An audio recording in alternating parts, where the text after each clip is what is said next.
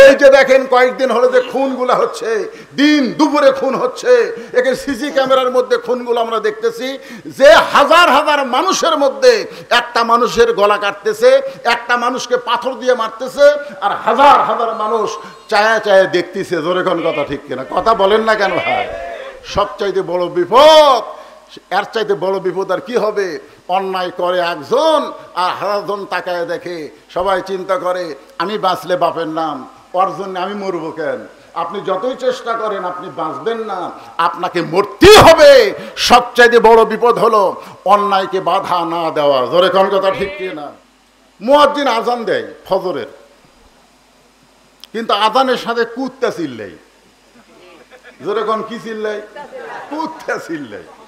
তো মুয়াজ্জিন এসে আমারে কয়, হুজুর এই যে আমি আজান দেওয়া শুরু করি আর 4-5টা কুত্তা থেকে দৌড়ে আসে, আজানের আগে একটাও নাই। যে আজান মাইকে শুরু করি এই 4-5টা কুত্তা এসে উ করে। এই কুত্তার উ শব্দ মাইকের ভিতর দিয়া মানুষ শুনবার পায়।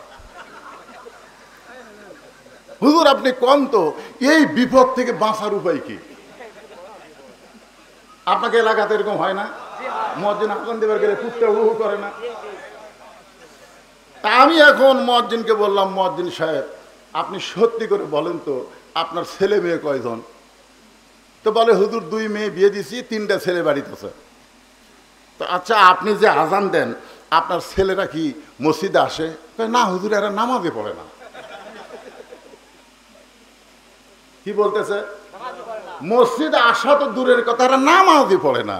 আমি বললাম মুয়াজ্জিন আল্লাহ কোরআনে বলেছেন কু আনফুসাকুম ওয়া আহলিকুম নার, জাহান্নামের আগুন থেকে যদি বাঁচতে চাও তাহলে একলা বাঁচো না, তোমার আহাল পরিবার নিয়ে বাঁচতে হবে। জোরে কোন কথা ঠিক কি না?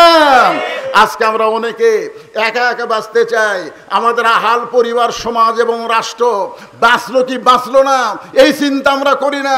মসজিদ আল্লাহর ঘর, চলো আল্লাহর ঘরে গিয়ে আল্লাহর ইবাদত করি। সমাজ শয়তানকে দিব আর মসজিদ আল্লাহ।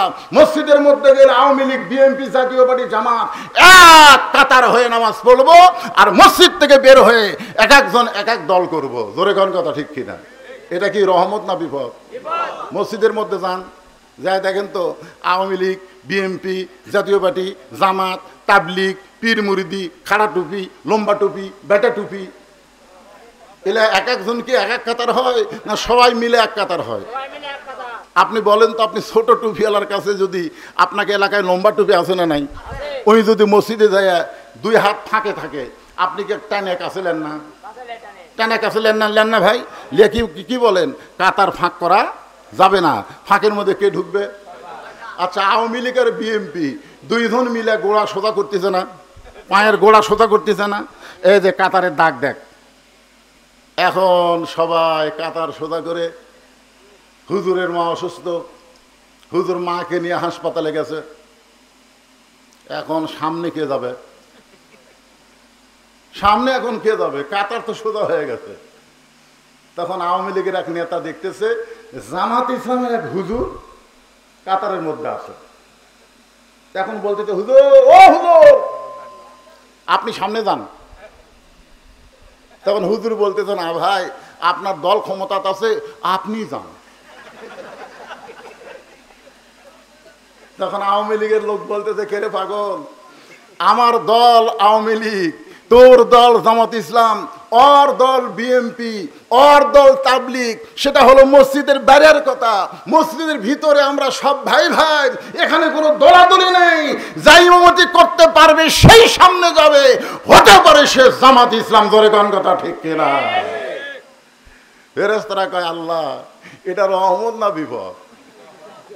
আল্লাহ বলতেছে এটা সবচাইতে বড় বিপদ, শুধু এই সামান্য জায়গার মধ্যে এরা এক কাতার,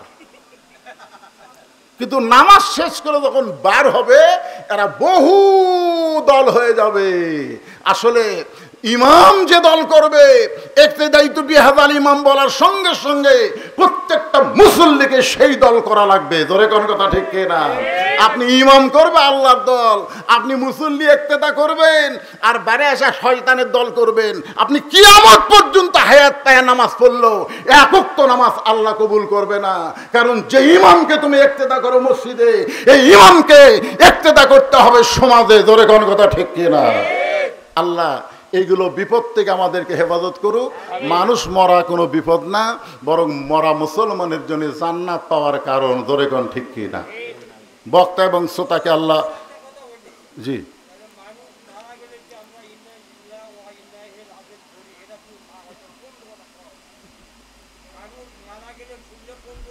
এই দোয়াই বলবেন। হ্যাঁ, এটাই বলবেন। বিপদ লয়, এটার মধ্যে আর একটা বাংলা অর্থ আছে, সেটা বলবো। আগে গান গান দেখো। আচ্ছা গান, এই বসেন বসেন।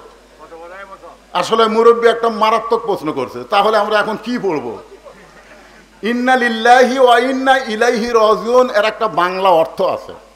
সে অর্থের গান হলো, কোন বনেরই পাখি তুমি আইলা রে কোন বনে, আবার কোন বনেতে যাইতে হবে পড়ছে নাকি মনে। ইন্না লিল্লাহি ওয়া ইন্না ইলাইহি রাজিউন। আমরা এসেছি আল্লাহর কাছ থেকে, আবার চলে যাচ্ছি কার কাছে? তো আল্লাহর কাছে কি হয়ে যাব? মুসলমান না বেঈমান? কথা বলেন, মুসলমান না বেঈমান? সারা জীবন নামাজ পড়েনি, সারা জীবন কোরআনের বিরুদ্ধচারণ করছে, ওই আল্লাহর কাছে যাচ্ছে। এই জন্যে ইন্না লিল্লাহি বলবেন, অসুবিধা নেই। এর আয়াতের অর্থের দিকে খেয়াল করে, মানুষ মরার পরে মুসলমান, আমরা মানুষ মরা না, মুসলমান মরলে আমরা এই আয়াতটাই পড়বো ইনশাআল্লাহ। ইস্তিগফার পড়েন, আস্তাগফিরুল্লাহাল্লাযী লা ইলাহা ইল্লা হুয়াল হাইয়ুল কাইয়্যুম ওয়া আতুবু ইলাইহি।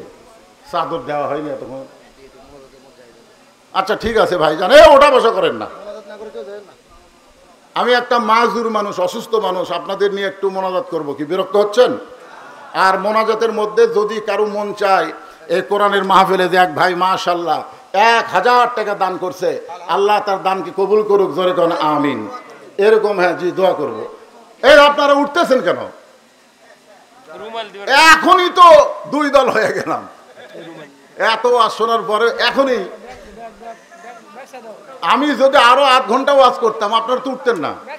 তো দোয়ার কথা শুনে লাভ তো ওঠেন, দোয়া নাই করেন, অন্তত ভিতরে ব্যাগ যাচ্ছে, আপনারা 10 টাকা 20 টাকা 50 টাকা 100 টাকা যে যা পারবেন আল্লাহর হস্তে একটু দান করবেন। ভাইজান সবাই দান করবেন, সবাই উৎসাহ দিবেন।